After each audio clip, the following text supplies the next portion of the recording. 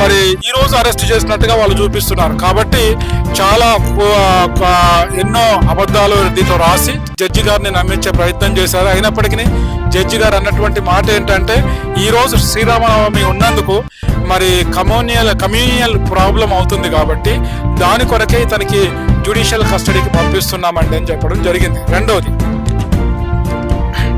దీంట్లో అదే ఒకటే అఫెన్స్ మీద 4 ఎఫ్ఐఆర్లు పోలీస్ స్టేషన్లలో, ఒకటి దమ్మాయిగూడ, ఒకటి PS Hyderabad, cyber crimes PS Hyderabad, దాని తర్వాత Uppal PS, Banjara hills PS, ఒకటే దాని మీద ఈ 4-5 కేసులు కట్టడం జరిగింది. వీటి మీద కూడా మరి రేపు సంబంధించినటువంటి కోర్టులో కేసు వేయడం జరుగుతుంది వీటి మీద కూడా.